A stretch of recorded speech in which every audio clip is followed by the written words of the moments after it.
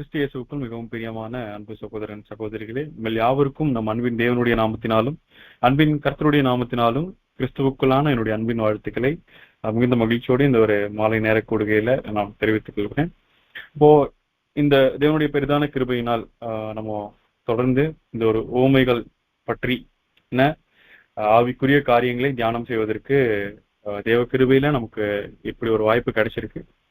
இப்போ அந்த ஒரு வாய்ப்புல நம்ம கடந்த வாரம் இந்த ஒரு கிளாஸ் நம்ம ஸ்டார்ட் பண்ணினோம். இப்போ கடந்த வாரத்துல நம்ம என்ன பார்த்துட்டோம் அப்படின்னா, பிரதர் சொல்லிட்டது போல ஒரு இன்ட்ரோடக்ஷன் நம்ம பார்த்தோம். அப்புறம் அதை தொடர்ந்து நம்ம வார வாரம் இருக்கிற ஒவ்வொரு ஊமைகளை பற்றின ஆவிக்குரிய காரியங்களை தியானிக்கலாம் அப்படின்னு நம்ம முடிவு செஞ்சிருந்தோம். இன்னைக்கு நம்ம நிறைய சகோதரர்கள் திரும்ப பொள்ளாச்சி பகுதியில் இருக்கிற நம்முடைய அன்பு சகோதரர்கள் இணைஞ்சிருக்கிறதுனால லாஸ்ட் வீக் பார்த்த கிளாஸை சும்மா ஒரு ரிவிஷன், அதுல என்னென்ன பாயிண்ட்ஸ் பார்த்தோம், அதுக்கான வசன குறிப்புகள் என்ன அப்படின்றத பார்த்துட்டு ஒரு ஊமை மட்டும் பார்த்து இன்னைக்கு நம்ம என்ன பண்ணிடலாம்னா இந்த கிளாஸை நம்ம முடிச்சிடலாம். ஸோ முடிஞ்ச அளவுக்கு இதை நம்ம சீக்கிரமா முடிச்சிடலாம். அப்போ முதல்ல உவமை அப்படின்னா என்ன அப்படின்னு நம்ம பார்த்தோம் அப்படின்னா, ஒரு உவமை அப்படின்றது நம்ம எல்லாருக்குமே தெரியும். நம்ம சின்ன வயசுல இருந்து நம்ம ஸ்கூல்ல இருந்து நிறைய ஊமைகள்லாம் நம்ம பார்த்திருப்போம். நமக்கு ஒரு விஷயத்த சொல்றதுக்காக ஒரு கதை சொல்லி அந்த கதையிலிருந்து சொல்ல வந்த விஷயத்த சொல்றதுதான் உவமை. இதுதான் ஒரு உவமை அப்படின்றதுன்றது நமக்கு தெரியும். அப்ப உவமை எப்படி இருக்கும் அப்படின்னா, அதுக்கு ஒரு தொடக்கம் இருக்கும், அதுக்கு ஒரு முடிவு இருக்கும், அந்த உவமைக்கு ஒரு கரு இருக்கும். ஒரு கருப்பொருளை வச்சு அந்த கருப்பொருளை விளக்குவதற்காக தான் அந்த உவமை அந்த சிறு கதை சொல்லப்பட்டிருக்கும் அப்படின்றது நம்ம எல்லாருக்கும் நல்லாக தெரிஞ்ச விஷயம். சரி, அப்ப உவமை கிட்டத்தட்ட வேதத்துல எத்தனை உவமைகள் இருக்கு அப்படின்னு நம்ம பார்த்தோம்னா, கர்த்தராகிய இயேசு கிறிஸ்து முதலாம் வருகையில வந்திருக்கிறப்போ புதிய ஏற்பாட்டுல அவர் நிறைய உவமைகள் பேசிட்டாரு. அது மொத்தமா எவ்வளவு இருக்கு அப்படின்னு நம்ம பார்த்தோம்னா 39 உவமைகள் அவர் பேசிட்டதை நம்ம பார்க்கிறோம். சரி, உவமைகள் 39 மட்டும்தான் பேசியிருக்காரா, அவ்வளவுதான் இருக்கா அப்படின்னு நம்ம யோசிச்சோம்னா, முழுசா அவரு ஒரு கதையா பேசிட்ட உவமைகள் 39 இருக்கு.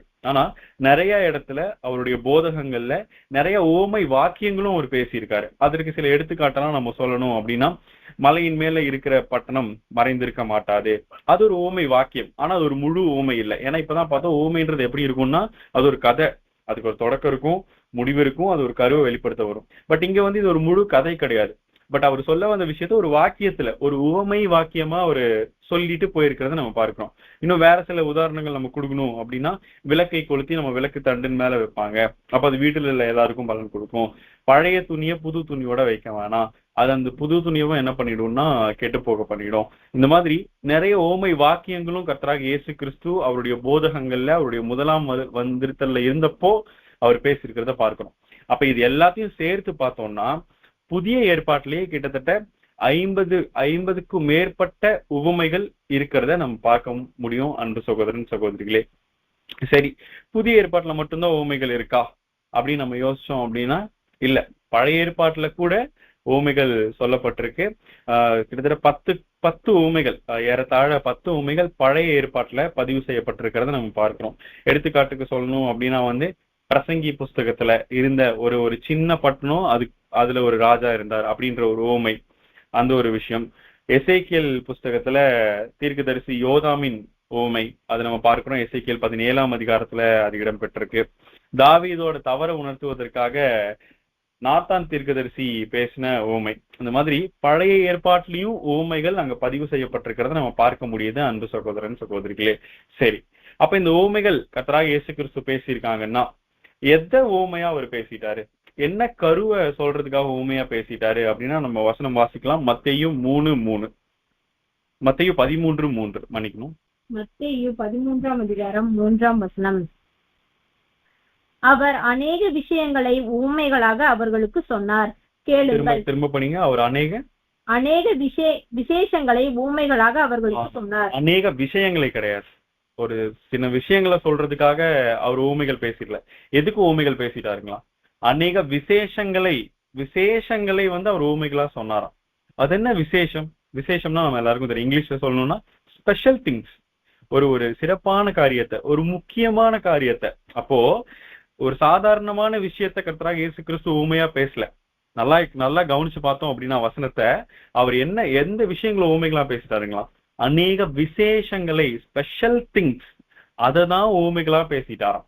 அப்ப நம்ம என்ன பண்ணோம்னா கண்டிப்பா அவர் கர்த்தராகிய இயேசு கிறிஸ்து சாதாரணமா ஏதாவது பேசினாலே நம்ம ரொம்ப முக்கியத்துவம் கொடுத்து அந்த விஷயங்களை நம்ம ஆராய்ச்சி பண்ணுவோம், வேதமானவர்களா, தேவனுடைய பிள்ளைகளா, அவருடைய பள்ளியில் பயிலும் மாணவர்களாக. பட் இங்க ஊமைகளா எதை பேசிட்டாருங்க?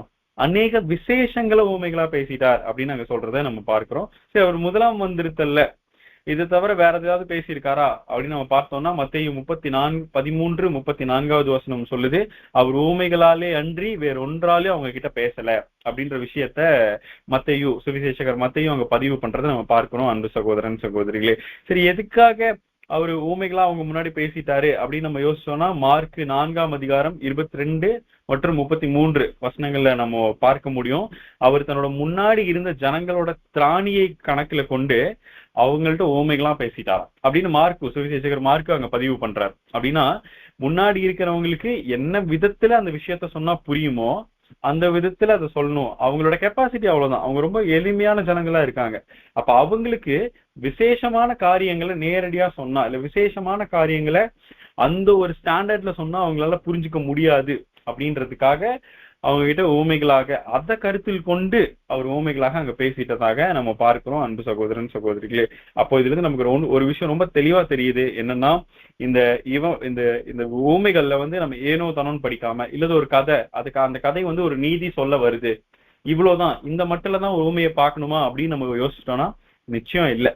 ஏன்னா வேத வசனம் ரொம்ப தெளிவா சொல்லுது, அவர் அநேக விசேஷங்களை என்ன பண்ணிட்டாராம் ஊமைகளாக அங்க சொல்லிட்டதான் நம்ம பார்க்கிறோம். அன்பு சகோதரன் சகோதரிகளே, சரி, அப்ப ஊமை அப்படின்றது என்னன்னா ஒரு சிறு கதை, அதுக்கு ஒரு தொடக்கம் இருக்கும், முடிவு இருக்கும், கரு இருக்கும் அப்படின்னு நம்ம பார்த்தோம். அப்ப ஊமை அது இப்போ நேரடியா அது ஒரு காரியத்தை சொல்ல வரும். ஆனா ஆழமா ஆராய்ந்து பார்த்தா அப்போ ஒரு மிகப்பெரிய தெய்வீக திட்டத்தின் காரியத்தை அது உள்ள வச்சிருக்கும்.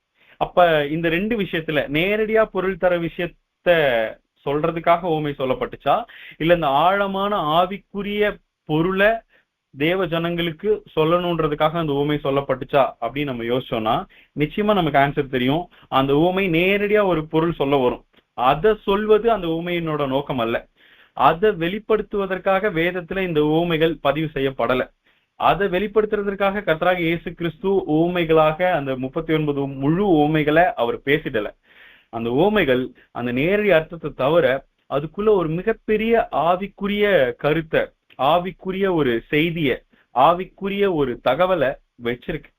அதை சொல்வதற்காக தான் இந்த ஊமைகள் சொல்லப்பட்டிருக்கு. அன்பு சகோதரன் சகோதரிகளே, எப்படி இதை புரிஞ்சுக்கலாம் அப்படின்னா சின்ன ஒரு எக்ஸாம்பிள் நம்ம எல்லாருக்கும் ரொம்ப நல்லா தெரியும், கெட்ட குமாரன் ஊமை. அப்போ ஒரு ஊர்ல ஒரு தகப்பன் இருக்காரு, அவருக்கு 2 பசங்க இருக்காங்க. முதியவர் மூத்தவர் தன் தகப்பன் சொல்படியெல்லாம் கேட்டு அவரு தகப்பனுக்கு கீழ்ப்படிந்து அவர் இருக்காரு. இளையகுமாரன் என்ன பண்றாருன்னா தன் மனம் போன போக்குல வாழ்க்கைய வாழ்ந்துட்டு இருக்காரு. ஒரு நாள் வருது, அவர் தனக்குரிய பங்கை வாங்கிட்டு போறாரு. அதெல்லாம் செலவானதுக்கு அப்புறம் அவரு ஒன்றுமே இல்லாத ஒரு நிலைமைக்கு போறாரு. திரும்ப தன் தகப்பன்ட்ட வராரு. திரும்ப வர்றப்போ தூரத்துல தன் மகன் வர்றதை பார்த்த உடனே இந்த தகப்பன் போய் என்ன பண்றாருன்னா அவரை ஓடி கட்டி தழுவி அவரை கிளீன் பண்ணி அவருக்கு புது வஸ்திரங்கள் பாதரட்சிகள்லாம் உடுத்தி அவருக்கு வந்ததை ஒரு ஃபீஸ்ட் வச்சு கொண்டாடுறாரு இல்லைங்களா? அப்ப இது ஒரு ஊமை. இது நேரடியா நமக்கு ஒரு பொருள் தருது. தன் மகன் மனம் திருந்திட்டாரு அப்படின்றதுனால என்ன பண்ணிட்டாரு, அந்த தகப்பன் அவர் மனம் திரும்பினதை அக்செப்ட் பண்ணி அவருக்கு முன்னிருந்து நிலைமையவே கொடுத்து ஏத்துக்கிட்டாரு. ஒரு அன்பை சொல்ல வருது, அந்த தகப்பனுடைய தவிப்பை சொல்ல வருது. அப்ப இந்த விஷயத்தை விளக்குறதுக்காகவா இந்த ஊமை சொல்லப்பட்டுச்சு? இந்த கருத்தை சொல்றதுக்காகவா இந்த ஊமையை இயேசு கிறிஸ்து பேசிட்டாரு அப்படின்னு நம்ம பார்த்தோம்னா நிச்சயம் இல்லை. அப்ப நம்ம எல்லாருக்கும் தெரியும், ஆவிக்குரிய விதத்துல அந்த அப்பா யாரை குறிக்கிறாங்க, அந்த 2 மகன்கள் 2 வகுப்பாரே அவரு குறிக்கிறாங்க. அந்த இளைய மகன் செய்தது ஒரு வகுப்பார் செய்த தவறு. இததான் அந்த ஊமை என்ன பண்ணுதுன்னா பேசுது இல்லைங்களா? அப்ப நேரடியா ஒரு பொருள் தருது, மேலோட்டமா ஒரு பொருள் தருது, ஒரு நீதியை கற்பிக்குது. அது நம்ம இல்லைன்னு சொல்லல.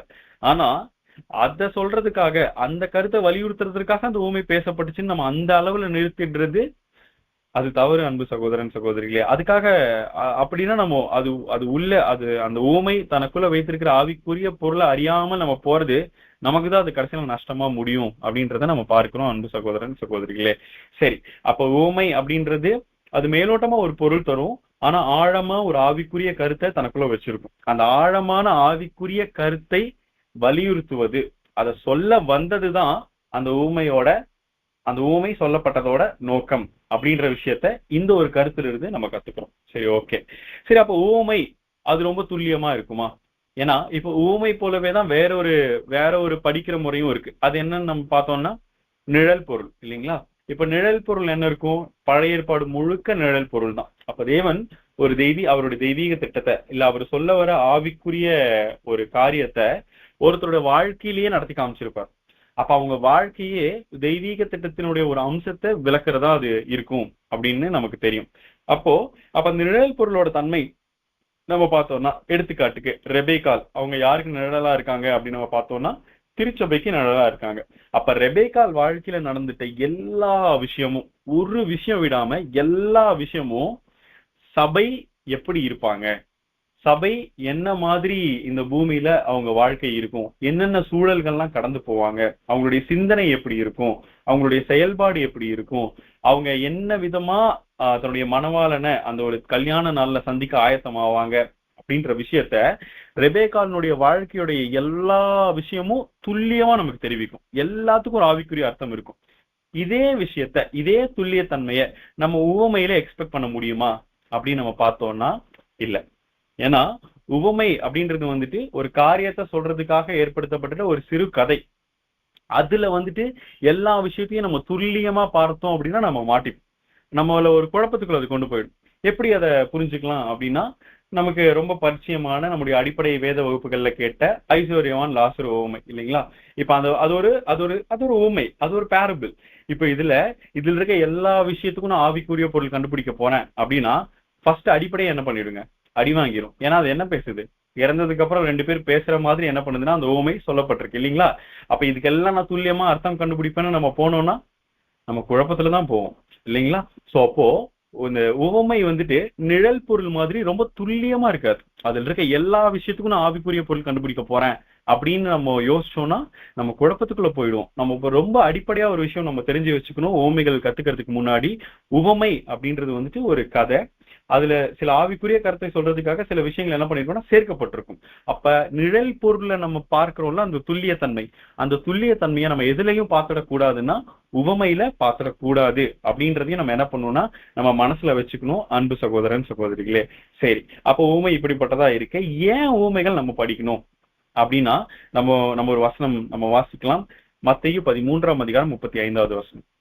மத்தேயு 13ஆம் அதிகாரம் 3ஆம் வசனம். 35வது வசனம். 35ஆம் வசனம். என் வாயை ஊமைகளினால் திறப்பேன், உலக தோற்றம் முதல் மறைபொருளானதுகளை வெளிப்படுத்துவேன் என்று தீர்க்கதரிசியால் உரைக்கப்பட்டது நிறைவேறும்படி இப்படி நடந்தது. கரெக்ட். அவரு தன்னுடைய வாயை என்ன பண்ணுவாருங்களாம்? உவமைகளால் திறப்பாராம். உலக தோற்றம் முதல் தீர்க்கதரிசிகளால் சொல்லப்பட்டது நிறைவேறும்படி இப்படி என்ன பண்ணிச்சான் நடந்தது. சோ அப்ப இது எங்க சொல்லப்பட்டிருக்கு? நம்ம எல்லாருக்கும் நல்லா தெரியும். சங்கீதம் 78 2வது வசனத்துல அவர் தமது வாயை உவமைகளால் திறப்பார், உலக தோற்றம் முதல் மறைபொருளா இருந்த விஷயங்களை அவர் வெளிப்படுத்துவாரு அப்படின்னு சொல்லப்பட்டிருக்கிறத நம்ம பார்க்கிறோம். அன்பு சகோதரன் சகோதரிகளே, அப்படின்னா நம்ம என்ன பார்க்கிறோம் அப்படின்னா இந்த ஓமை இதுக்கு முன்னாடிதான் சுவிசேஷகர் மத்தேயு 13லயே நம்ம பார்த்தோம். அநேக விசேஷங்களை அவர் என்ன பண்ணாரு? ஓமைகளாக சொன்னாருன்னு. பட் திரும்ப மத்தேயு பதிவு பண்றாரு. எந்த விஷயங்கள் ஓமைகளை சொல்லிட்டாருங்களாம்? உலக தோற்றம் முதல் மறைபொருளா இருந்த விஷயங்களை அவர் என்ன பண்ணிட்டாராம்? ஓமைகளாக அவங்க சொன்னதை நம்ம பார்க்கிறோம். அன்பு சகோதரன் சகோதரிகளே, ஆமா. ஏன்னா உலக ஜனங்களுக்கு இந்த ரகசியம் மறைக்கப்பட்டிருந்தது. தேவன் கிருபையாக தெய்வீக திட்டத்தை இந்த ஒட்டுமொத்த மனுக்குலத்திற்காக வச்சிருக்கிறாங்க அப்படின்றது ஒரு மாபெரும் ரகசியம். அது பல காலங்களாக மறைக்கப்பட்ட ஒரு விஷயமாக இருக்கிறத நம்ம பார்க்கிறோம். அன்பு சகோதரன் சகோதரிகளே, அப்ப அந்த ஒரு விஷயத்த வெளிப்படுத்துறது அதை எப்படிதான் இயேசு கிறிஸ்து தன்னுடைய முதலாம் வரிகளை வெளிப்படுத்திட்டாரு இல்ல சொல்லிட்டாரு அப்படின்னு நம்ம பார்த்தோம்னா உவமைகளின் மூலியமா தான் அவர் சொல்லிட்டதை நம்ம பார்க்கிறோம். அன்பு சகோதரன் சகோதரிகளே, சரி அப்போ இப்போ ஒரு கேள்வி நமக்கு. உலக தோற்றம் முதல் மறைபொருளா இருந்த விஷயங்களை கர்த்தராகிய இயேசு கிறிஸ்து உவமைகள்ல சொல்லிட்டாரு அப்படின்னா அவரு ஆல்ரெடி உலக தோற்றத்துல இருந்து மறைக்கப்பட்டிருந்த விஷயங்களை தான் என்ன பண்ணிருக்காரு? சொல்லியிருக்காரு. இப்ப சொன்னதை நேரடியா சொல்லிட்டாரா அப்படின்னு நம்ம பார்த்தோம்னா திரும்ப அவர் எப்படிதான் சொல்லிட்டாருங்க? ஊமைகளா சொல்லிட்டார். ஊமைன்றது ஒரு நேரடி பாஷை முறையா? இல்ல, அதையும் அவர் என்ன பண்ணிதான் சொல்லியிருக்காரு? மறைச்சுதான் சொல்லியிருக்காரு. அப்ப இங்க ஒரு கொஸ்டின் வருது. ஆல்ரெடி உலக தோற்றத்திலிருந்து மறைக்கப்பட்ட விஷயங்களை தான் ஊமைகளா அவர் பேசிட்டாரு. திரும்ப ஊமையிலேயே எப்படிதான் சொல்றாருன்னா அது மறைச்சுதான் சொல்றாரு. அது அன்னைக்கு அவர் சொன்ன ஜனங்களுக்கு புரிஞ்சுதா? இல்ல அட்லீஸ்ட் அவங்களோட இந்த சீஷர்களுக்கு புரிஞ்சுதா அப்படின்னா இல்ல. அப்ப ஏன் அவர் அப்படி சொல்லணும் நமக்கு ஒரு கேள்வி வருது இல்லைங்களா? ஏன் கர்த்தராக இயேசு கிறிஸ்து உலக தோற்றம் முதல் மறைக்கப்பட்டிருந்த தேவனுடைய தெய்வீக திட்டத்தின் ரகசியங்களை இல்ல விசேஷமான காரியங்களை திரும்ப ஏன் மறைச்சே சொல்லணும் அப்படின்னா அதுக்கு ஒரு 4 காரணங்களை பிரதர் அங்க கொடுக்கறத நம்ம பார்க்கிறோம். சோ முதல் காரணம் என்ன அப்படின்னு நம்ம பார்த்தோம்னா சங்கீதம் 78:2 இருக்கிறது. நம்ம இப்ப வாசிச்ச வசனம் தான். கர்த்தராக இயேசு கிறிஸ்துவை பற்றி சொல்லப்பட்டுட்ட தீர்க்க தரிசனம். அவர் தமது வாயை அவர் ஓமைகளினால திறப்பாரு. அப்ப அப்படிதான் ஒரு போதகம் பண்ணுவாருன்னு தீர்க்க தரிசியினால உரைக்கப்பட்டது நிறைவேறதுக்காக அவர் என்ன பண்ணிட்டாருன்னா கிறிஸ்து ஓமைகளாக பேசினாங்க அப்படின்றது முதல் காரணம். 2வது என்ன காரணம் அப்படின்னா நம்ம வாசிக்கலாம் மத்தேயு 13:11. மத்தேயு 13:11. அவர்களுக்கு அவர் பிரதியுத்தரமாக, பரலோக ராஜ்யத்தின் ரகசியங்களை அறியும்படி உங்களுக்கு அருளப்பட்டுள்ளது, அவர்களுக்கோ அருளப்படவில்லை. திரும்ப மத்தேயு இங்க என்ன பதிவு பண்றாருங்க? என்ன விஷயங்களை அவர் சொல்லிட்டாராம்? பரலோக ராஜ்யத்தின் ரகசியங்களை சொல்லிட்டாராம்.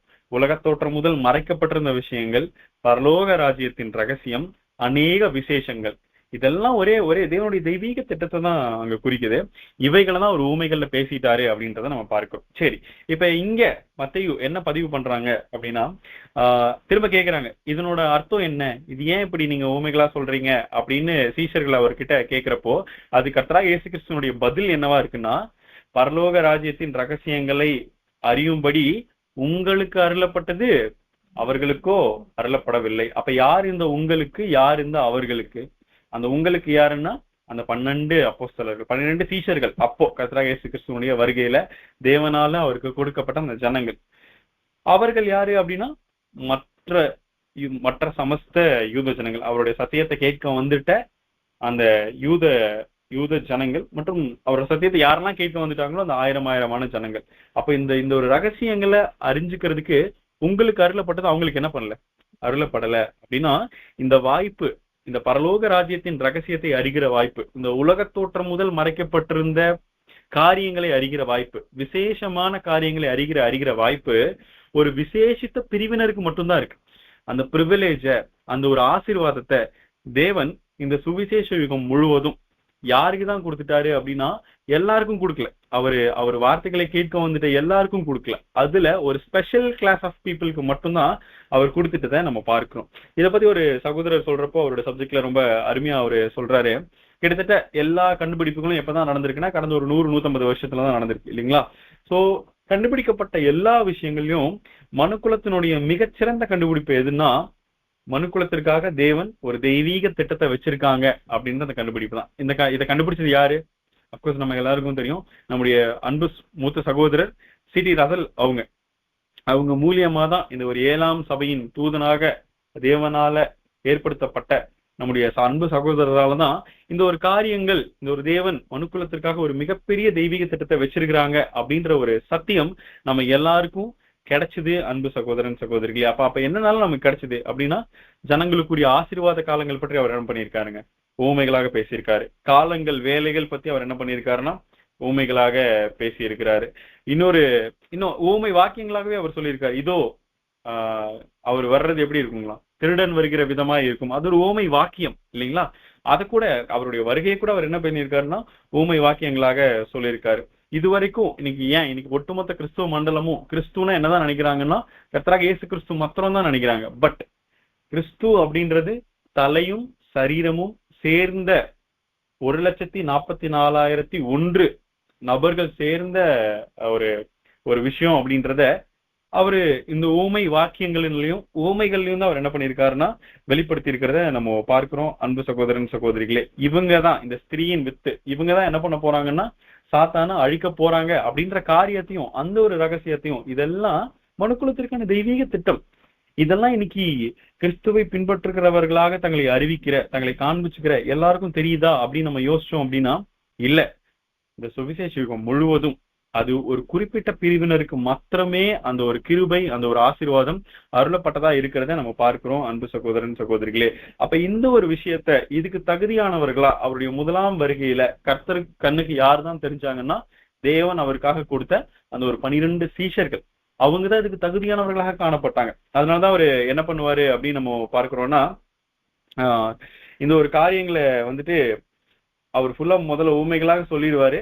திரும்ப ஜனங்கள் எல்லாம் அனுப்பி விட்டுட்டு வந்துட்டு இவங்களுக்கு என்ன பண்ணுவாருன்னா விளக்கம் சொல்றதை நம்ம பார்க்கிறோம் அன்பு சகோதரன் சகோதரிகளே. அப்ப இவங்களை யாருன்னு சொல்றாங்கன்னா யோவான் 7:17 சொல்லுது, தேவனுடைய சித்தத்தின்படி செய்ய மனதுள்ளவர்களே இந்த உங்களுக்கு என்ற வகுப்பார். அந்த வசனத்துல தேவனை பின்பற்ற மனசா இருக்கிறவங்கள வேத வசனம் என்ன சொல்லுதுன்னா தேவனுடைய சித்தத்தின்படி செய்ய மனதுள்ளவர்கள். இந்த ஒரு வகுப்பாரதான் அந்த உங்களுக்கு அப்படின்ற கர்த்தருடைய வார்த்தை அடையாளப்படுத்துறதை நம்ம பார்க்கிறோம் அன்பு சகோதரன் சகோதரிகளே. அப்போ கர்த்தராகிய இயேசு கிறிஸ்து ஊமைகளாக பேசின 2வது காரணம் தேவனுடைய இந்த ஆழங்கள், தேவனுடைய இந்த ஒரு ரகசியம், தேவனுடைய இந்த ஒரு பரலோக ராஜ்யம் பற்றின திட்டம், இது தேவ புத்திரர்களுக்கு மாத்திரம் தேவனால் அருளப்பட்டிருக்கிறது இந்த ஒரு காலப்பகுதியில அப்படின்றது. அப்ப அவங்களுக்கு மாத்திரம்தான் அது போய் சேரணும் அப்படின்றதுக்காக கர்த்தராகிய இயேசு கிறிஸ்து இந்த ஒரு காரியங்களை, உலக தோற்றம் முதல் மறைக்கப்பட்டிருந்த காரியங்களை, பரலோக ராஜ்யத்தின் ரகசியத்தை ஊமைகளாக அங்க பேசினதை நம்ம பார்க்கிறோம் அன்பு சகோதரன் சகோதரிகளே. சரி, அப்ப இயேசு கிறிஸ்து ஊமைகளாக பேசினதுக்கான 3வது முக்கிய காரணம் என்ன அப்படின்னா நம்ம எல்லாரும் அறிஞ்சபடி வாசிக்கலாம். மார்க்கு 4:12 வசனம். மார்க்கு 4:12 அவர்கள் குணப்படாத படிக்கும், பாவங்கள் அவர்களுக்கு மன்னிக்கப்படாத படிக்கும், அவர்கள் கண்டும் காணாதவர்களாகவும் கேட்டும் உணராதவர்களாகவும் இருக்கும்படி இப்படி சொல்லப்படுகிறது என்றார். அப்ப இங்க வசனம் ரொம்ப தெளிவா சொல்லுது. எதுக்கு அவர் ஊமைகளா பேசிட்டாருங்களா? அவங்களுக்கு புரியக்கூடாது.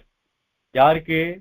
அவரை பின்பற்றி வந்த அந்த ஆயிரமான யூத இஸ்ரேலிய அதுல இருந்துட்டு வெகு சொற்ப புறஜாதி ஜனங்களுக்கு, அவர் பின்பற்றி வந்துட்டு ஆயிரமான ஜனங்களுக்கு புரியக்கூடாது. அந்த 12 பேருக்கு மட்டும்தான் புரியணும். அப்படின்னா ஏன்னா அவங்க கேட்டா என்ன பண்ணிடுவாங்களாம்? அவங்க குணமடைஞ்சிருவாங்களாம். அதான் அவர் சொல்றாரு, அவர்கள் குணமடையாத படிக்கு. அதை கேட்டா அவங்களுக்கு தேவனுடைய திட்டங்கள் தெரிஞ்சா அவங்க என்ன பண்ணிடுவாங்க? குணமாயிடுவாங்க. அதனால நான் என்ன பண்ணல, அவங்க குணமடைய கூடாதுன்றதுக்காக நான் என்ன பண்றேன்? ஊமைகளா சொல்றேன்.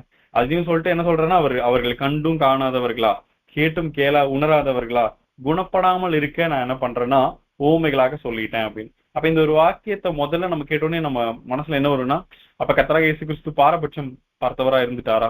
இந்த ஒரு காரியத்துல பாரபட்சம் அவர் பார்த்துட்டாரா அப்படின்ற கேள்வி நமக்கு என்ன பண்ணலாம்னா இயல்பா எழும்பலாம். பட் நம்ம முதல்ல கர்த்தராகிய இயேசு கிறிஸ்துவனுடைய முதலாம் வருகையினுடைய நோக்கத்தை நம்ம ஃபர்ஸ்ட் புரிஞ்சுட்டோம்னா இதுக்கான பதிலை ஈஸியா கண்டுபிடிச்சிடலாம். அவர் முதலாம் வருகையில் எதுக்கு வந்தாரு? முதல்ல என்னன்னா தன்னுடைய ஜீவனை கொடுத்து என்ன பண்ணணும்? பூமியை மீட்கணும். 2வது மிகப்பெரிய நோக்கம் எதுங்க? சிறு மந்தையை தேர்ந்தெடுப்பது. தேவனுடைய ராஜ்யத்துல இந்த ஒட்டுமொத்த மனுக்குலத்தையும் அந்த திரும்ப கொடுத்தலுக்கு கொண்டு வர்றதுக்கு தேவன் அவருடைய தெய்வீக திட்டத்துல மாபெரும் ஒரு கிருபை அங்க பாராட்டி இருக்கிறாரு. ஒரு சிறு மந்தை அவங்க அவரோடு தேவனுடைய அந்த ஒரு புத்திர சுவிகாரத்துல இணையிற வாய்ப்பை அவங்க பெறணும். அதுக்கான அதுக்கான ஒரு ஒரு அஸ்திபாரத்தை அவர் போடணும். அவங்களை தேர்ந்தெடுக்கிற பணியை ஸ்டார்ட் பண்ணி வைக்கணும்.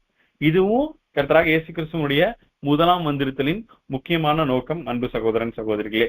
அதனாலதான் அந்த ஒரு ஃபர்ஸ்ட் 12 பேரை மட்டும் தேவனுடைய சித்தத்தின்படி அவர் என்ன பண்றாருன்னா இந்த ஒரு அழைப்புக்குள்ள அங்க அழைக்கிறத நம்ம பார்க்கிறோம். ஒருவேளை அவர் நேரடியா பேசியிருந்தாருன்னு வச்சுக்கலாம்.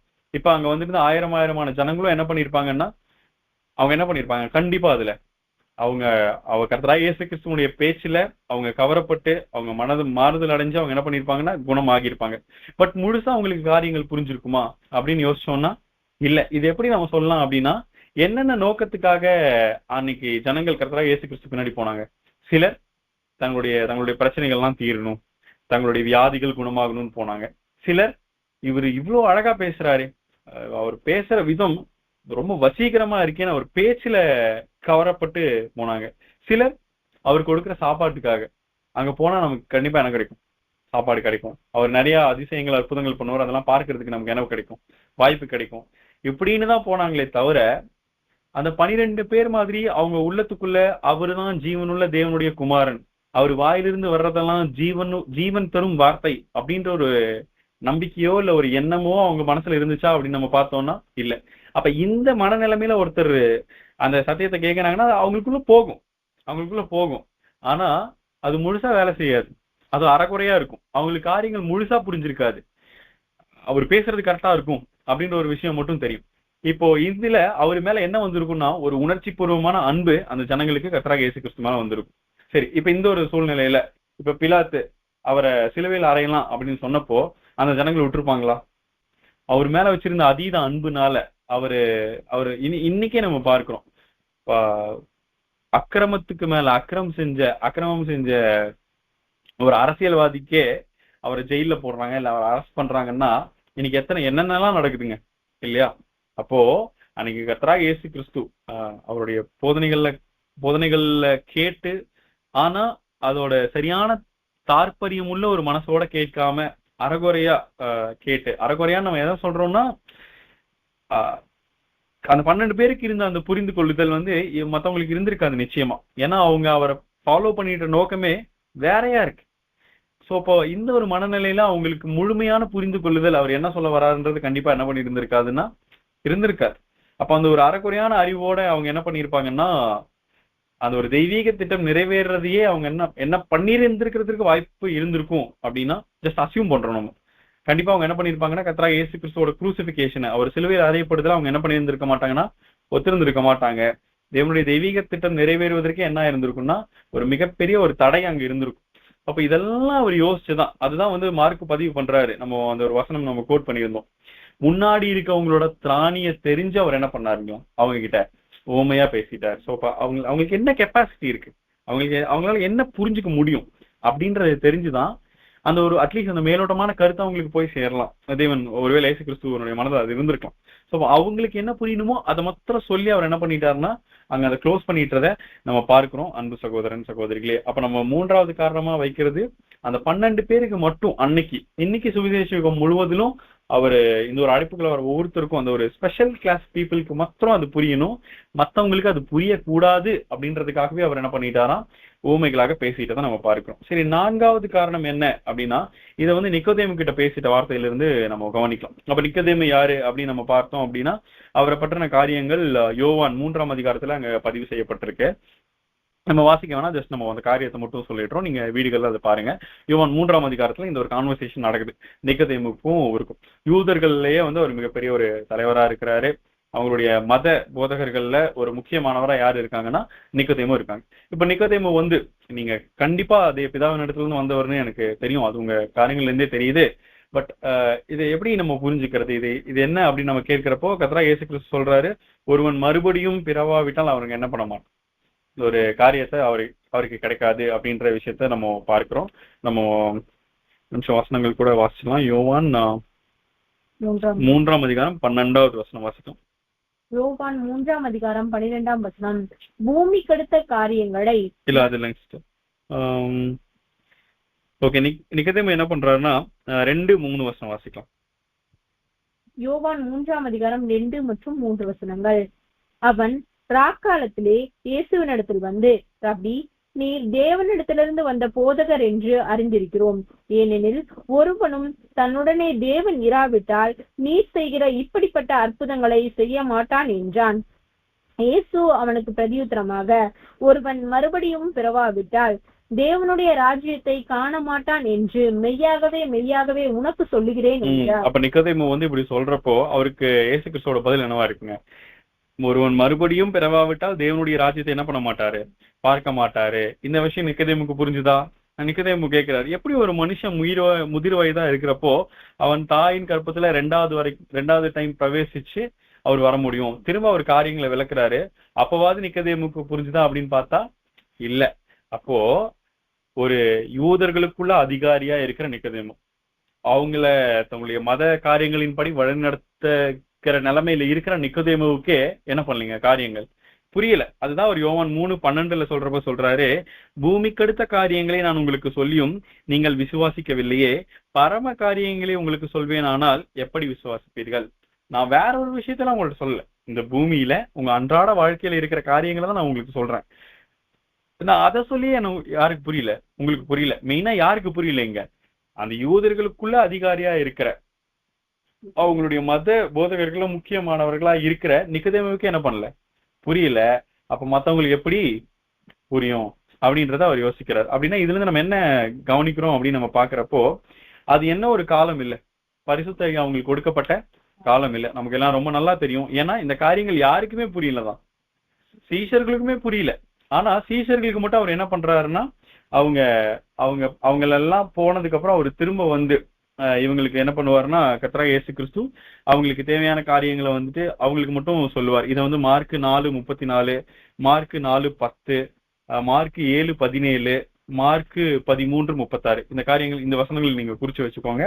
மார்க் 4:34, 4:10, மார்க் 7:17, மத்தேயு 13:36 இந்த எல்லா இடத்துலயும் பார்த்தோம்னா அவங்க அந்த அந்த கூட்டம் முடிஞ்சோனையும் ஜனங்களை அனுப்பி விட்டுட்டு இவங்க ஆவலை வெயிட் பண்ணிட்டு இருப்பாங்க. ரபி, நீங்க அந்த சொன்னீங்களா அதுக்கான அந்த வார்த்தைகளை எங்களுக்கு சொல்லுங்கன்னு. அப்ப இவங்களும் அந்த சீஷர்களும் அதை கேட்கறதுக்கு ஆவலா இருந்தாங்க, அதை அர்த்தத்தை தெரிஞ்சுக்கிறதுக்கு, அதை அவங்களுக்கு சொல்லிக் கொடுக்கறதுக்கு கர்த்தராகிய இயேசு கிறிஸ்துவும் ரொம்ப ஆவலா இருந்திருப்பார். ஒரு இடத்துல பார்த்தோம்னா அவங்களெல்லாம் அனுப்பி விட்டுட்டு அவர் வீட்டுக்குள்ள வருவாரு. வீட்டுக்குள்ள இவங்க வெயிட் பண்ணிட்டு இருப்பாங்க. அவங்களுக்கு வந்து அந்த காரியங்களை, அதோட ஆவிக்குரிய அர்த்தத்தை வந்து அவங்க விளக்குவாங்க. சரி, ஓகே. இப்ப 4வது காரணத்துக்கு நம்ம வந்துடலாம். 4வது காரணத்துல என்னன்னா, அது சொல்றதுக்கான காலம் அது இல்ல, அது வெளிப்படுவதற்கான காலம் அது இல்ல. அப்போ ஏற்ற காலம், ஆவிக்குரிய காரியங்களை புரிஞ்சுக்கிறதுக்கான ஏற்ற காலம் அதுவா இல்ல. அந்த ஒரு காரணத்தினாலையும் கர்த்தராகிய இயேசு கிறிஸ்து என்ன பண்ணிட்டாராம், இந்த ஒரு காரியங்களை அவங்களுக்கு ஓமைகளாக சொல்லிட்டதை நம்ம பார்க்கிறோம். அன்பு சகோதரன் சகோதரிகளே, அப்ப நம்ம இன்ட்ரோடக்ஷன்ல இதுதான் நம்ம கடந்த வாரத்துல பார்த்திருந்த காரியங்கள்.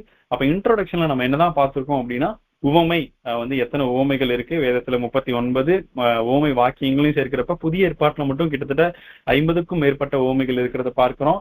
பழைய ஏற்பாட்டிலும் ஒரு 10க்கு ஏறத்தாழ 10 ஓமைகள் பேசப்பட்டிருக்கிறத நம்ம பார்க்கிறோம். அப்ப ஓமை அப்படின்றது எப்படி இருக்கும்னா, அது வந்துட்டு ஒரு ஒரு ஒரு கதை, ஒரு கருவோட கூடியது. ஒரு தொடக்கம் இருக்கும், ஒரு முடிவு இருக்கும், அது ஒரு கரு இருக்கும். மேலோட்டமா ஒரு பொருள் தரும், ஆழமான ஆவிக்குரிய பொருள் அது தன்னுக்குள்ள வச்சிருக்கும்.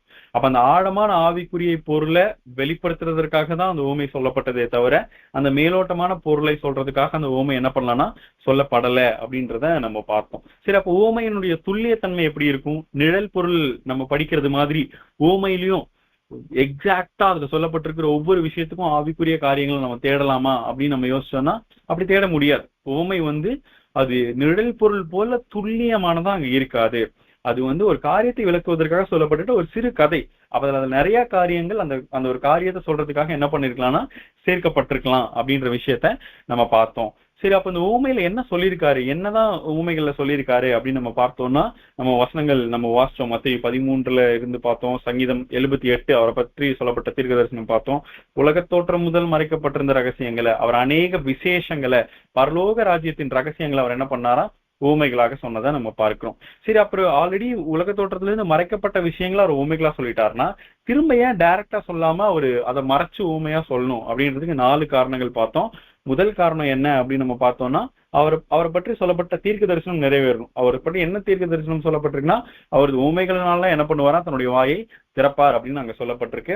2வது காரணம் என்ன அப்படின்னா, தேவனால அழைக்கப்பட்ட ஒரு விசேஷித்த வகுப்பாருக்கு மாத்திரம்தான் அந்த ஊமை போய் சேரணும் அப்படின்றதுக்காக, தேவ சித்தம் செய்ய மனதில்லாம இருளில இருக்கிற ஜனங்களுக்கு அந்த காரியங்கள் போய் சேரக்கூடாது அப்படின்றதுக்காக ஊமைகளாக அவர் சொல்லிட்டு பார்க்கிறோம். 4வதா, அது ஆவிக்குரிய காரியங்களை நேரடியா பேசுவதற்கான காலம் இல்ல. அதனாலே அவர் என்ன பண்ணிட்டார்னா ஊமைகளாக இந்த ஒரு விசேஷங்களை, உலக தோற்றம் முதல் இருந்துட்ட காரியங்களை அவர் அங்க சொல்லிட்டதை நம்ம பார்க்கிறோம். அன்பு சகோதரன் சகோதரிகளே, சரி, ஓகே. அப்ப நம்ம ரட்சகர் 39 முழு ஊமைகள் வந்து என்ன பண்ணிருக்காருன்னா, முழு ஊமைகளையும் மற்றும் சில ஊமை வாக்கியங்களையும் அவரை பேசியிருக்கிறாரு. அத நம்ம என்ன பண்ணலாம் அப்படின்னா வந்துட்டு சில இதா பிரிக்கலாம். சில ஊமைகள் வந்து டைரக்டா அது வந்து இஸ்ரேல் ஜனங்களுக்காக அவர் பேசியிருக்காரு. பட் பெரும்பாலான ஊமைகள் அவர் என்னதான் பேசியிருக்காருன்னா, சபை ஜனங்கள் மட்டுமே புரிந்து கொள்ளக்கூடிய ஆழமான விஷயங்கள் உடையதாக அங்க அவர் பேசியிருக்கிறத நம்ம பார்க்கிறோம். அன்பு சகோதரன் சகோதரிகளே, சரி, ஓகே. அப்போ இன்னைக்கு நம்ம ஒரு ஊமையிலிருந்து நம்ம ஸ்டார்ட் பண்ணலாம். எந்த ஊமையில நம்ம ஸ்டார்ட் பண்ணலாம் அப்படின்றதையும் கர்த்தராகிய இயேசு கிறிஸ்துவே சொல்றாரு. நம்ம வசனம் வாசிக்கலாம். மார்க் 4ஆம் அதிகாரம் 13வது வசனம். மார்க் 4ஆம் அதிகாரம் 13ஆம் வசனம். பின்பு அவர் அவர்களை நோக்கி, இந்த ஊமையை நீங்கள் அறியவில்லையா? அறியாவிட்டால் மற்ற ஊமைகளை எல்லாம் எப்படி அறிவீர்கள்? அவரு அந்த ஊமை சொல்லிடுறாரு. ஊமை சொல்லிட்டு அதுக்கான விளக்கமும் சொல்லல. பட் அவங்க கேட்டப்ப அவங்களுக்கு என்ன பதில் சொல்றாரு? இந்த ஊமையை நீங்க அறியவில்லையா? இதுவே உங்களுக்கு தெரியலன்னா மற்ற ஊமைகள் உங்களுக்கு எப்படி தெரியும்? அப்போ ஃபர்ஸ்ட் பேசிக்கா இந்த ஊமை தெரிஞ்சதுன்னா நமக்கு என்ன புரிஞ்சுக்கலாங்க, மற்ற ஊமைகள்லாம் புரிஞ்சுக்க முடியும் அப்படின்ற ஒரு விஷயத்த அங்க ஒரு க்ளூவை கர்த்தராகிய இயேசு கிறிஸ்து கொடுக்கறத நம்ம பார்க்கிறோம். அப்ப அது எந்த ஊமையை பேசிட்டாரு? மார்க் 4ஆம் அதிகாரம் 1-20 வரைக்கும் இருக்கிற வசனங்கள்ல நமக்கு எல்லாருக்கும் ரொம்ப பரிச்சயமான the parable of the sower, விதை விதைப்பவன் பற்றின உவமைய அவர் பேசிட்டதை நம்ம பார்க்கிறோம் அன்பு சகோதரன் சகோதரிகளே. சரி, இந்த உவமை 4 சுவிசேஷங்கள்ல எத்தனை சுவிசேஷத்துல இடம்பெற்றிருக்கு அப்படின்னு நம்ம பார்த்தோம்னா, மத்தேயும் பதிவு பண்ணியிருக்காரு, மார்க் பதிவு பண்ணியிருக்கிறாங்க, லூக்கா பதிவு பண்ணியிருக்காங்க. இந்த 3 பேருமே இந்த உவமைய பதிவு பண்ணியிருக்கிறத நம்ம பார்க்கிறோம். மத்தேயுல நீங்க குறிச்சு வச்சுக்கோங்க, நம்ம முழுசா அந்த வசனங்கள் வாசிக்க போறதுல நமக்கு பரிச்சயமானது அப்படின்றதுனால மத்தேயுல 13ஆம் அதிகாரம் 3-23 வரைக்கும் இருக்கிற வசனங்கள்ல இந்த உவமை இருக்கு. மார்க்கு சுவிசேஷத்துல 4ஆம் அதிகாரம் 1-20 வரைக்கும் இருக்கிற வசனங்கள்ல இந்த உவமை இருக்கு. லூக்கா இத 8ஆம் அதிகாரத்துல 5-18 வரைக்கும் இருக்கிற வசனங்கள்ல இந்த உவமை லூக்கா சுவிசேஷத்துல பதிவு செய்யப்பட்டிருக்கு. மத்தேயு 13:3-23, மார்க் 4:1-20, லூக்கா 8:5-18. இந்த 3 சுவிசேஷத்திலும் என்ன பண்ணிருக்குன்னா இந்த உவமை வந்துள்ளது. பெரும்பாலான உவமைகள் எப்படிதான் இருக்கும்னா, ஒரு சுவிசேஷத்துல வந்திருக்கும், இல்லைன்னா 2 சுவிசேஷத்துல வந்திருக்கும். பட் இந்த உவமை 3 சுவிசேஷங்கள்ல அங்க வந்திருக்கிறத நம்ம பார்க்கிறோம் அன்பு சகோதரன் சகோதரிகளே. சரி, இந்த உவமையை சொல்ல ஆரம்பிக்கிறப்போ கர்த்தராகிய இயேசு கிறிஸ்து எப்படி சொல்ல ஆரம்பிக்கிறாரு அப்படின்னா, நம்ம வசனம் வாசிக்கலாம். மார்க் 4ஆம் அதிகாரம் 2வது வசனம். மார்க் 4ஆம் அதிகாரம் 2ஆம் வசனம். அவர் அநேக விசேஷங்களை உவமைகளாக அவர்களுக்கு போதித்தார். போதிக்கிற பொழுது அவர்களுக்கு சொன்னது, அடுத்த வசனம்.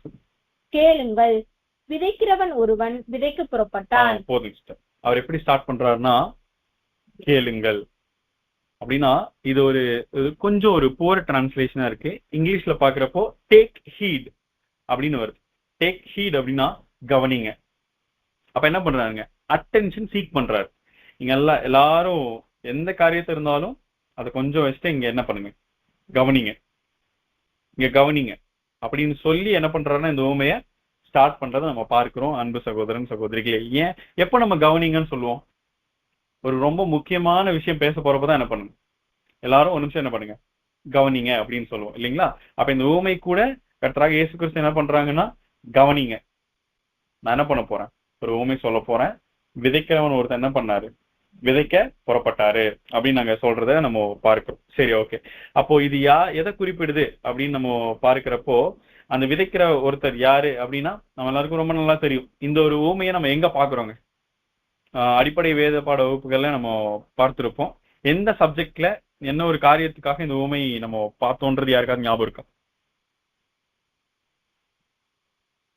நீங்க அன்மியூட் பண்ணி சொல்லலாம்.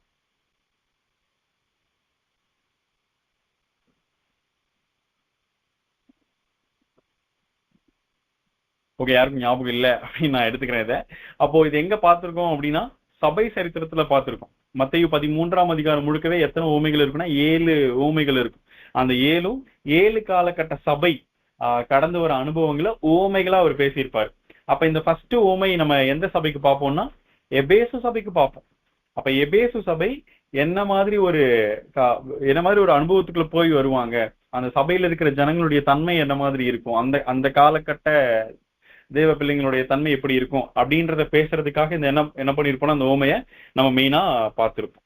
சரி, அப்ப இங்க ஒருத்தர் என்ன பண்ணாருங்களா, விதைக்க புறப்பட்டாரு. அப்ப இதுல இருக்க மனுஷன் யாரு? இப்போ இந்த உவமையில என்ன இருக்கு அப்படின்றத நம்ம ஒரு ரஃபா பார்த்துடலாம்.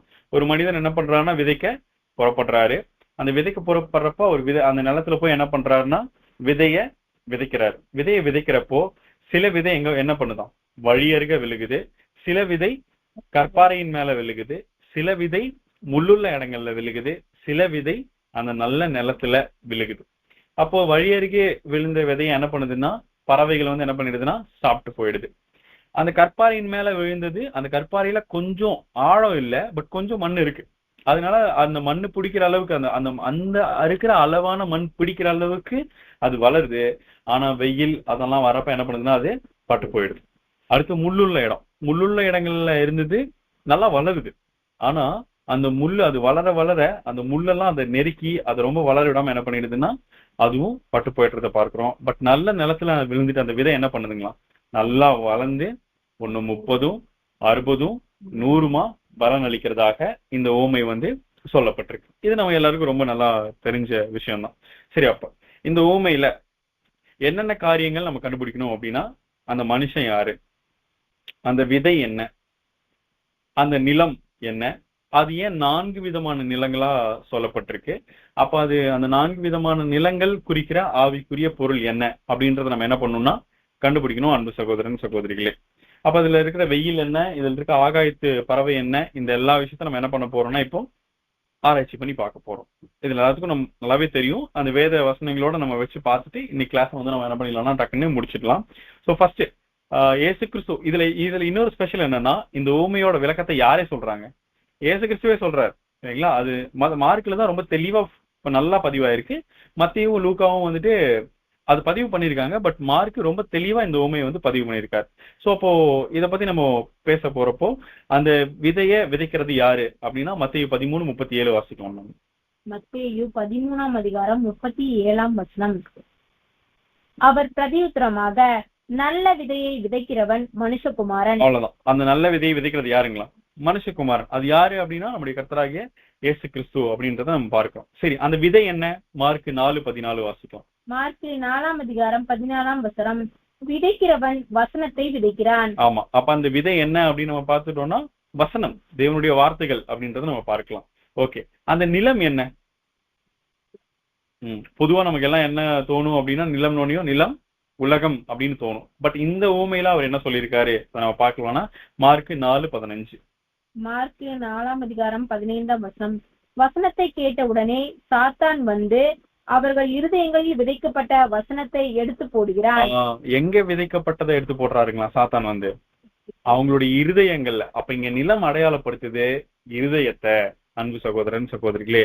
அப்ப அந்த 4 விதமான நிலங்கள் அப்படின்றது என்னன்னா 4 விதமான இருதய நிலை உள்ள ஜனங்கள், 4 விதமான மனநிலையில இருக்கிற ஜனங்களை அது குறிப்பிட்டதை நம்ம பார்க்கிறோம். சரி, ஃபர்ஸ்ட் ரஃபா முதல்ல இந்த ஊமைகள் எல்லாமே அவர் எப்படிதான் சொல்லியிருப்பாரு அப்படின்றத நம்ம பார்க்கிறோம்னா, அவங்களுடைய வழக்கத்துல என்ன இருக்கோ, அன்னைக்கு அவங்க டைம்ல என்ன காரியங்கள் இருக்கோ அதை வச்சுதான் அவர் என்ன பண்ணிருப்பாருன்னா சொல்லியிருப்பார். அதுதான் நிக்கதேமு கிட்ட சொல்றாரு, பூமிக்குரிய காரியங்களை நான் உங்களுக்கு சொல்றப்பயே உங்களுக்கு புரியலையே அப்படின்னு அவர் சொல்றதை பார்க்கிறோம். சரி, அப்போ அன்னைக்கு இஸ்ரேல் ஜனங்களுடைய விளை நிலம் எப்படி இருக்கும் அப்படின்னு நம்ம பார்த்தோம்னா, இன்னைக்கு மாதிரி பாத்தி கட்டி வேலியெல்லாம் போட்டு அது இருக்குமா அப்படின்னு நம்ம யோசிச்சோம்னா நிச்சயம் இல்ல, ஆப்வியஸா இல்லைங்களா. 2000 வருஷங்களுக்கு முன்னாடி அது நல்ல ஓப்பன் ஸ்பேஸா தான் இருக்கும். அப்ப அவங்க ரோடெல்லாம் போட்டு ரோட்ல தான் நடந்து போயிருப்பாங்களான்னா இல்ல, அந்த நிலத்துக்குள்ளேயே அவங்க ஒரு சின்ன பகுதியில் நடந்து போயிருப்பாங்க ஜனங்கள்லாம். அந்த பகுதியெல்லாம் என்ன இருக்கும், நல்லா அவங்க ஜனங்கள் நடக்க நடக்க ரொம்ப இறுகி அது ஒரு தடமாவே மாறி இருந்திருக்கும். அப்ப அந்த வழி தடம் எங்கதான் இருக்கும்னா நிலத்துக்குள்ளதான் இருக்கும் இல்லைங்களா. அப்ப அந்த நிலத்துக்குள்ளேயே வேற என்னவும் இருக்குமா? அப்போ இன்னொரு விஷயம் என்ன பாக்குறப்போ, இஸ்ரேலுக்கு அருகில் உள்ள தேசம் வந்து சிரியா தேசம். அது வந்து நிறைய பறவைகள் இருக்கிற தேசம். அப்ப அந்த பறவைகள்லாம் அடிக்கடி சீசன்ல என்ன பண்ணுமா, இஸ்ரேல் தேசத்துக்குள்ள வந்து இங்க இருக்கிற விதையெல்லாம் சாப்பிட்டு இஸ்ரேலிய விவசாயிகளுக்கு ரொம்ப தொல்லை கொடுக்குமா. சோ இப்படிப்பட்டதாகவும் அந்த ஒரு சூழல் அங்க இருந்திருக்கிறத நம்ம பார்க்கிறோம். அப்ப இஸ்ரேல் தேசம் பொதுவாவே எப்படி இருக்கும்னா, அந்த சுண்ணாம்புக்கல் அதெல்லாம் ரொம்ப அதிகமா இருக்கிற பூமி தான் அவங்களோட பூமி. அப்ப அந்த விளை நிலத்துக்குள்ளேயே என்ன இருக்குன்னா சின்ன சின்ன பாறைகளும், அந்த சுண்ணாம்புக்கெல்லாம் அந்த பாறைகளும் அங்க இருக்கிறத நம்ம பார்க்கிறோம். அங்க இருக்கிற கலைகள் கிட்டத்தட்ட முள்செடி மட்டும் இஸ்ரேல்ல ஒரு 5 அடி வரைக்கும் வளர்ற அளவுக்கு முள்செடிகள்லாம் வளரக்கூடிய ஒரு தேசமா எப்படி இஸ்ரேல் தேசம் அங்க இருந்திருக்கு அப்படின்றத நம்ம பார்க்கிறோம். அப்புறம் அவர் கடைசி ஒரு விஷயம் சொல்றாரு, நம்ம எந்த ஒரு நெல்கதிரை, இப்ப நெல்கதிரை நம்ம பயிர் பண்றோம்னா பார்த்துட்டாலும் அது ஒரு 100 மணிகளை உடையதா, முழுசா மணி உடையதா எந்த ஒரு நெல்கதிரும் இருக்காது. அதுல 30 இருக்கும், 60 இருக்கும், 90 இருக்கும், 95 இருக்கும். மேக்சிமம் ஆல்மோஸ்ட் எந்த கண்ட்ரிலையுமே 100 மணிகளுடைய கதிர்களை விளைவிக்கிற ஒரு தன்மையுடைய நிலமா எந்த நிலமும் இருக்காது. பட் இஸ்ரேல்ல மட்டும் 100 கதிர்கள் வரக்கூடிய அளவுக்கு ஈல்டும் அந்த ஒரு பலனும் அவங்க அந்த விவசாயம் அவங்களுக்கு கொடுக்கும். அதனாலதான் அவர் சொல்றாரு, சிலது 30, சிலது 60, சிலது 100 பலன் தருது அப்படின்றத அவர் சொல்றதை நம்ம பார்க்கணும். சரிங்களா. சரி, அப்போ அப்படின்னா இப்ப நம்ம எப்படி இதை புரிஞ்சுக்க கூடாதுன்னா, ஒருத்தர் பக்கெட்ல விதை ஃபுல்லா எடுத்துன்னு போனாரு, போற வழியில வந்து வழியில விழுந்துருச்சு. இன்னொன்னு வந்துட்டு அவர் மலையை தாண்டி போனாரு, மலை மேல விழுந்துருச்சு. இன்னொன்னு வந்துட்டு அவர் வீசறப்ப பக்கத்துல முள்செடி இருந்துச்சு, முள்செடிகள் விழுந்துருச்சு. இப்படி புரிஞ்சுக்க கூடாது. இது எல்லாமே எங்கதான் இருக்குன்னா அந்த விளை நிலத்துலதான் இருக்கு. அன்னைக்கு அந்த மாதிரி ஒரு சூழல்லாம் இல்ல. அப்போ விதைக்க போறவர் ஒருத்தர் வந்து அவர் விதைக்கிறாரு. அப்படி விதைக்கிறப்போ அது என்ன பண்ணுதுன்னா அந்த நிலத்துக்குள்ளேயே இருக்கிற வழித்தடத்து மேல விழுகுது. விதைக்கிறப்போ அந்த நிலத்திலேயே இருக்கிற அந்த ஒரு பாதைகள் மேல அது விழுகுது. அப்புறம் முள் செடிகளுக்குள்ள சிலது விழுந்துருது, சிலது நல்ல நிலத்துல அந்த நிலத்துல அங்க விழுகிறத நம்ம பார்க்கணும். சரி, அப்ப ஃபர்ஸ்ட் இந்த ஊமைக்குரிய பொருள் என்ன அப்படின்னா, முதல் வகுப்பார் வழி அருகே விழுந்த விதை அப்படின்னா என்ன அப்படின்னா, இவங்க இருதயம் அந்த வழி எப்படி கடினமா இருக்கோ அதே மாதிரி அவங்களுடைய இருதயம் எப்படி இருக்குமா, கடினமா இருக்கும். அவங்க அன்னைக்கு அன்னைக்கு அங்க அங்க வந்துட்ட ஜனங்கள்ல சில பேர் வந்தாங்க, அவருடைய வார்த்தைகளை கேட்டாங்க. ஆனா அது முழுசா அவங்க மனசுக்குள்ள போச்சானா, அவங்க மனசுக்குள்ள போறதுக்குள்ள அங்க எது வந்து சாப்பிட்டுருச்சா, அத பறவைகள் வந்து சாப்பிட்டுருச்சான். அப்ப அந்த பறவைகள் என்ன அப்படின்றது கர்த்தர் இயேசு கிறிஸ்துவே சொல்றாரு மார்க் 4:15. மார்க் 4:15 வசனத்தை கேட்ட உடனே சாத்தான் வந்து அவர்கள் இருதயங்களில் விதைக்கப்பட்ட வசனத்தை எடுத்து போடுகிறான். அவ்வளவுதான். அந்த அந்த பறவை யாருங்களா? சாத்தான் மற்றும் அவனோட விழுந்து போன தூதர்கள். ஏன்னா நமக்கு எபேசியர் 2:2 பார்க்கிறோம், ஆகாயத்து அதிகார பிரபுவாகிய சாத்தான் இல்லைங்களா, அவன வசனமே வந்து அந்த ஆகாயத்து அதிகார பிரபு அப்படின்னு தான் அங்க சொல்றதை நம்ம பார்க்கிறோம். அப்போ இந்த ஜனங்கள் அந்த முதல் வகுப்பார் வழியருகே விழுந்த விதை போல இருக்கிற அந்த ஒரு வகுப்பார் யாரு அப்படின்னு நம்ம பார்த்துட்டோம்னா, அவங்க அவங்க இருதயம் வந்து ஃபுல்லா உலக போதனைகளுக்கும் கள்ள உபதேசங்களினால வேற உலக காரியங்களினால நிறைஞ்சிருக்கு. அப்ப அது அப்படின்னா அது எப்படி இருக்குன்னா ஃபுல்லா கடினமா இருக்கு, அது ஃபுல்லா ஸ்டப்பனா இருக்கு, அது இறுகி போயிடுச்சு. அங்க உள்ளுக்குள்ள விதை போறதுக்கு வழி இல்லை, அது ஃபுல்லா இருக்கு. இப்ப அது மேல விதை போறப்போ உள்ள அந்த விதை போகவே இல்லை. அது போறதுக்கு ரொம்ப நாள் ஆகுற அளவுக்கு அங்க இருக்கான்னு பார்த்தா அந்த டைமுக்குள்ள பறவை வந்து என்ன பண்ணிடுது, சாத்தான் வந்து அவங்க இருதயத்துல இருந்து என்ன பண்ணிடுறா, அதை எடுத்து போட்டுறான் அப்படின்றத நம்ம பார்க்கிறோம் அன்பு சகோதரன் சகோதரிகளே. அப்ப இந்த ஒரு வகுப்பார் யாருன்னா, தங்களுடைய கடினமான இருதயம் உள்ள உலக ஜனங்களை உலக காரியங்களால தங்களுடைய இருதயங்களை நிறைச்சு வச்சிருக்கிற அந்த ஜனங்களை குறிப்பிடுறத நம்ம பார்க்கிறோம் அன்பு சகோதரன் சகோதரிகளே. இதே இன்னைக்கு நம்ம ஹார்வெஸ்ட் டைம்ல, அது கிட்டத்தட்ட அது யூத யுக அறுவடை இல்லைங்களா. அப்ப இதே காரியத்தை இன்னைக்கு சுவிசேஷ யுக அறுவடையில நம்ம யோசிச்சு பொருத்தி பார்த்தோம் அப்படின்னா, இன்னைக்கு சுவிசேஷ யுக அறுவடையில கூட இன்னைக்கு நம்ம ஹார்வெஸ்ட் எல்லாம் பண்றப்போ சிலர்லாம் வந்து உட்காருவாங்க, உட்கார்ந்துட்டு கிளாஸ்க்கு எல்லாம் நல்லா வருவாங்க, கேட்பாங்க. 2வது கிளாஸ் வந்து அவங்க என்னவே பண்ண மாட்டாங்க. இவங்க என்ன 1 மணி நேரம் சப்ஜெக்ட் எடுக்கிறாங்க, நம்ம கிளாஸ் மாதிரி ஒரு 10 நிமிஷம் 20 நிமிஷம் இருக்கும், ஏதாவது ஆசீர்வாதம் பத்தி பேசுவாங்கன்னு பார்த்தா இப்படி பண்ணிட்டாங்களே அப்படின்னு என்ன பண்ணிடுவாங்கன்னா அவங்க அடுத்த கிளாஸ்ல இருந்து வரமாட்டாங்க. காரணம் அவங்க இருதயம் முழுக்கதும் எப்படி இருக்குன்னா உலக போதனைகளினால கள்ள உபதேசங்களினால நிறைஞ்ச கடினமான ஒரு இருதயமாக இருக்கிறத நம்ம பார்க்கிறோம் அன்பு சகோதரன் சகோதரிகளே. சரி, ஓகே. அடுத்து 2வது வகுப்பார் யாருன்னா, கற்பாதையில விழுந்த விதை இல்லைங்களா. இப்ப கற்பாறையில விழுந்த விதை இது எப்படி இருக்கு அப்படின்னா, அதோட தன்மை எப்படி இருக்குன்னு நம்ம பார்த்தோம்னா, அது அங்க இருக்கிற கொஞ்சம் மண்ணை புடிச்சு என்ன பண்ணுதுங்களாம், நல்லா கட கட கடன் வளருது. ஆனா அந்த வேறு அதுக்குள்ள மறுபடியும் போக முடியாதனால என்ன ஆகுதுன்னா, வெயில் அடிக்கிறப்போ அது என்ன பண்ணிடுதுன்னா பட்டு போயிடுறத நம்ம பார்க்கிறோம் அன்பு சகோதரன் சகோதரிகளே. அந்த மண் அங்க ஆழமா இல்ல. அப்ப இவங்க யாருன்னா கேக்குறாங்க, கேட்டு ரொம்ப நல்லா வராங்க, ஆனா சில இடர்கள் வருது. சத்தியத்தை கேட்கிறப்போ கொஞ்சம் கொஞ்சம் வந்து ஒரு வீட்லயோ இல்ல குடும்பத்திலயோ இல்ல அந்த கூடி வர இதுலயோ சில பிரச்சனை வருதுன்னா அதெல்லாம் பார்த்துட்டு இது என்ன இந்த பிரச்சனையெல்லாம் வருது, இந்த கிளாஸுக்கு வருதுன்னா இந்த ஒரு சத்தியம் கேட்கறதுனாலதான் இந்த பிரச்சனை எல்லாம் வருது போல நினைச்சிட்டு அந்த வெயில் அவங்க மேல படுறப்ப என்ன பண்ணிடுவாங்க, அவங்க இல்ல நம்ம இந்த போதனைகள்லாம் கேட்க வேண்டாம் அப்படின்றது போயிடுவாங்க. இது அப்படியே இன்னைக்கு நமக்கு ஹார்வெஸ்ட் டைம்ல எடுத்து பார்த்தாலும் ஒரு ஃபர்ஸ்ட் ஒரு 10 கிளாஸுக்கு அவங்க என்ன பண்ணுவாங்கன்னா பயங்கர ஆர்வமா வருவாங்க, கேட்கற எல்லா கேள்விக்கும் பதில் சொல்லுவாங்க, நிறைய கொஸ்டின் கேட்பாங்க. இதை நம்ம நல்லா பார்த்துருக்க முடியும். ஃபர்ஸ்ட் ட்ரினிட்டி வரும், அப்பவே என்ன பண்ணுவாங்க, கொஞ்சம் பேர் இல்ல அப்படின்னு அவங்களுக்கு தடங்கள் வருது, இல்ல சில பிரச்சனைகள் வருது அப்படின்றப்ப அவங்க என்ன பண்ணுவாங்கன்னா அடுத்து நரகம் அப்புறம் தான் ட்ரினிட்டி, அப்புறம் செகண்ட் கம்மிங், அதுக்கப்புறம் நம்ம அந்த கிறிஸ்தெல்லாம் வரப்ப பாதி பேர் என்ன பண்ணிடுவாங்க. அது அவங்களுக்கு இடரல் தருது, அது அவங்களுக்கு ஒரு இல்ல நிறைய வேற பிரச்சனை அவங்களுக்கு வருது இந்த சத்தியத்தை கேட்க வராம அப்படின்றதப்போ அதனோட ஆவிக்குரிய ஆழத்தை அவங்க புரிஞ்சுக்காம அந்த ஆழமா அது உள்ள போகாது அந்த சத்தியம். அதை கேட்டு அதனால கவரப்பட்டு வருவாங்க. பட் அது ஆழமா அவங்களுக்குள்ள கிரியை செய்யறதுக்கு அவங்க இருதயம் அவங்கள அனுமதிக்காது. அது ஏன்னா அந்த சத்தியம் ஆழமா போற அளவுக்கு இல்லாம அந்த அந்த நிலையம் எப்படி இருக்கான், கற்பாறை போல கொஞ்சம் தான் அவங்க அக்செப்ட் பண்றாங்க, கொஞ்சம் அக்செப்ட் பண்ற அளவு தான் அவங்க இருதயம் இருக்கு. அப்ப அது அங்க போயிடுறத நம்ம பார்க்கிறோம் அன்பு சகோதரன் சகோதரிகளே. அப்போ ஆரம்பத்துல அந்த சத்தியத்தை ரொம்ப ஆர்வத்தோட கேட்பாங்க. பட் சின்ன சின்ன சோதனை அவங்க வாழ்க்கையிலயோ இல்ல அவங்க நம்பி இருக்கிற விஷயங்களுக்கு மாறா சில விஷயங்கள் வரப்போ அது அவங்களை டிஸ்டர்ப் பண்ணி என்ன பண்ணிடும்னா அது அப்படியே அது வரைக்கும் வளர்ந்த அந்த செடியை அது அப்படியே அழிச்சிடும். சோ அவங்கதான் இந்த மாதிரி ஒரு இருதய நிலையே இருக்கிறவங்கள தான் அந்த ஒரு இரண்டாவது நிலம் அங்க குறிப்பிடுறதை நம்ம பார்க்கிறோம் அன்பு சகோதரன் சகோதரிகளே. அடுத்து மூன்றாவது வகுப்பார் யாரு அப்படின்னு நம்ம பார்த்தோம் அப்படின்னா, முட்கள் நிறைந்த நிலத்துல விழுந்தவங்க. இவங்க சத்தியம்லாம் கேட்டு எல்லாம் வந்துடுவாங்க. பட் அதுக்கப்புறம் இந்த உலக கவலை மற்ற நல்லா இந்த மாதிரி சில விஷயங்கள் ஓங்கி வளர்றப்போ இதுவரைக்கும் வளர்ந்த செடி என்ன பண்ணிடுமா, அந்த உலக கவலை இல்ல உலக விஷயங்கள் மேல இருக்கிற நாட்டம், ஐஸ்வர்யத்தின் மயக்கம், மற்ற விஷயங்களை பத்தி உண்டாகிற அவங்களோட இச்சை, இதெல்லாம் கட்டுப்படுத்த முடியாம அது அந்த விஷயங்கள் வளர்ந்திருக்கிற அந்த ஒரு கருவை, வளர்ந்திருக்கிற அந்த ஒரு செடியை என்ன பண்ணிடுமா, அழிச்சு போட்டோம். அப்ப இவங்கெல்லாம் இன்னைக்கு சுவிசேஷ ஒரு அறுவடையில யாருன்னு நம்ம பார்க்கிறோம்னா, நம்ம எல்லாருக்கும் ரொம்ப நல்லா தெரிஞ்சபடி திரள் கூட்டத்தினர் இல்லைங்களா. அவங்க நல்ல ஆர்வத்தோட வருவாங்க, தன்னுடைய பலியின் ஜீவியம் செய்ய ஆரம்பிப்பாங்க. பட் அதன் மேல தங்களுடைய முழு கவனத்தை செலுத்தாம இந்த உலக கவலை, ஐஸ்வர்யத்தின் மயக்கம், மற்ற காரியங்களை பற்றி அவங்களுக்கு உண்டாகிற இச்சை, இந்த காரியங்கள் அந்த அடைப்புல அந்த ஒரு செடி நல்லா வளர்ந்து பலன் தர முடியாம அது நெருக்கி அதை அழிச்சு போடுறதை நம்ம பார்க்கிறோம். அப்ப நான்காவது வகுப்பார் நமக்கு நல்லா தெரியும், இவங்க திருச்சபை வகுப்பாரா ஆவதற்குரிய தகுதி நிலையோடு இந்த ஒரு இடத்துல பிரவேசிக்கிறவங்க.